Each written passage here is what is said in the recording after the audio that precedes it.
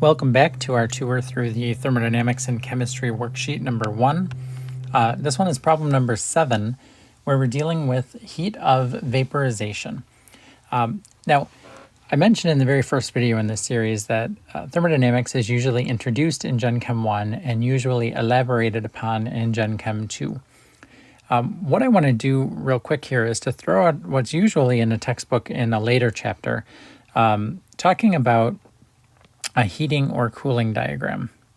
So if we were to make a diagram like this, and we were to say that the x-axis is energy and the y-axis is temperature, and we were to start at some, ridiculously low temperature, what we're going to see as we heat this material is that when we're heating the solid material, the temperature will go up in a predictable and relatable way to the amount of energy put in.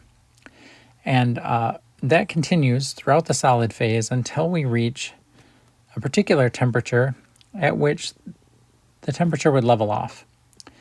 At that point, the energy that's still being put in, as I go to the right on this diagram, is going into a phase change.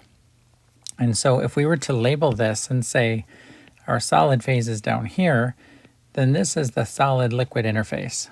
So if we're thinking about it in the positive energy added direction, we'd say this is melting. If we're thinking about it in the negative or energy removed kind of direction, we would say this is the freezing point. Once we melt all of the liquid, as we're continuing on our positive trajectory, once we melt all of the solid into liquid, then we would end up with another diagonal line. It doesn't have to be the same slope as the solid line. In fact, it's usually not. This is where we're heating the liquid. And again, that will continue until a phase change. And what's the next phase change? Well, this is going to be the liquid to gas or liquid to vapor exchange. So again, the words boiling or condensing, going in the positive and negative direction. And then after that, we would be able to heat the gas. Now, the reason that I like to point this out now is because this particular problem, number 7, asks about heat of vaporization and using heat of vaporization.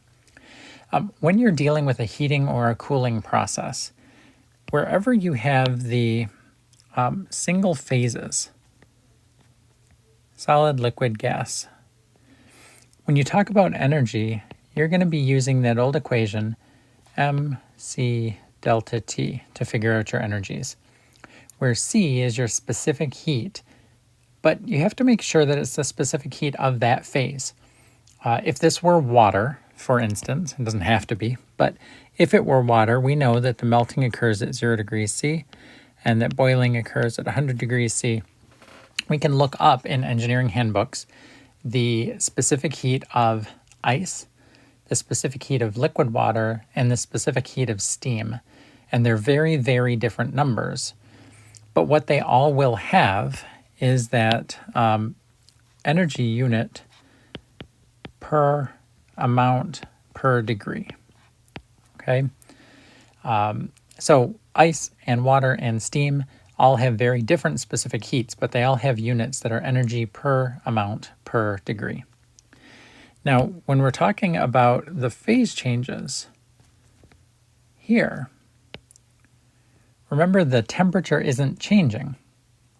So now its Q of a phase change is just how much stuff I have times some constant for that. And it's either going to be heat of fusion or heat of vaporization. Fusion is the solid-liquid exchange. Vaporization would be the liquid-gas exchange. And the units on that guy are going to be energy per mass. And it could be joules, kilojoules, calories, whatever, but it'll be energy per amount. There isn't a temperature factor in here because there is no temperature change. It's just the energy I'm putting in is going into overcoming intermolecular forces between that material. So in Gen Chem 2, or in whatever situation you're looking at a heating and cooling curve, these are the only two equations you need, and you just need to know where you are on this scale. So am I in the solid phase? Am I in the liquid phase? Do I go between phases? Whatever. Now, back to this problem. This problem talks about isopropyl alcohol. Isopropyl alcohol is the active ingredient in rubbing alcohol and a number of disinfectant type products. It has the formula given to us here of CH3, CHOH, CH3. The organic chemist in me cringes when I read it this way, but this is how it's presented to us, isopropyl alcohol. Why did they give that to us? Well, because eventually we're going to need its formula weight or its molar mass. And so I'm just going to go ahead and cut to the chase. If you go and you add up your 3 carbons, your oxygen, and your 8 hydrogens, you're going to get just north of 60 grams per mole. Okay, so by giving us the formula, they've effectively given us the formula weight as long as we have a periodic table around. Rubbing alcohol feels cold on our skin, and that's because it's evaporating. It's absorbing energy from our skin to fuel that phase change, the vaporization. So they're asking us to use the heat of vaporization that's provided in the problem. Heat of vaporization, they tell us, is 42.1 kilojoules per mole. They would like to know how much heat is absorbed if 2¼ grams of alcohol evaporates. So what I'm doing is 2¼ grams of the isopropyl alcohol, which I guess I'll just say APA liquid, is going to go to gas. We know that's going to absorb energy with that heat of vaporization rate. Okay, so this is really a conversion problem. The number I've been given to start with, 2.25 grams of this stuff that I'm abbreviating as isopropyl alcohol, IPA. I know from the periodic table that every 60.09 grams of that stuff is equal to 1 mole of that stuff. And I had to do that because my heat of vaporization was given to me as 42 kilojoules per mole. So all I was doing is converting my grams to moles so that I can convert that to joules. And when I do that math, I go 2¼ divided by 60.09, and let me retype that correctly, times 42.1. And I'm going to get 1.5763 and some change, and my units are kilojoules.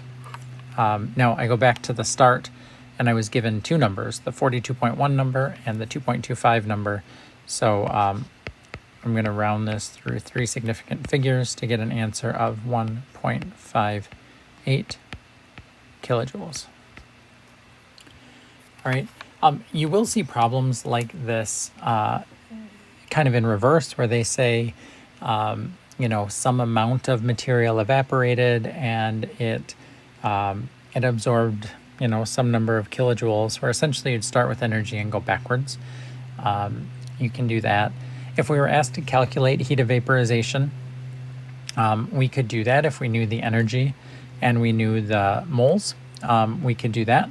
So it's just a matter of using this number. Think about it as a conversion factor.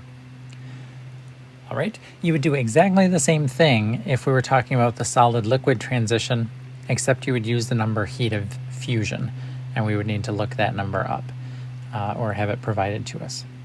Okay, I will come back with another video after I charge my Apple Pencil. I think you just saw the notification. And we'll look at some enthalpy of reactions and things like that to finish out the worksheet. So practice up with this. You'll see it again in Gen Chem 2. And for now, take care.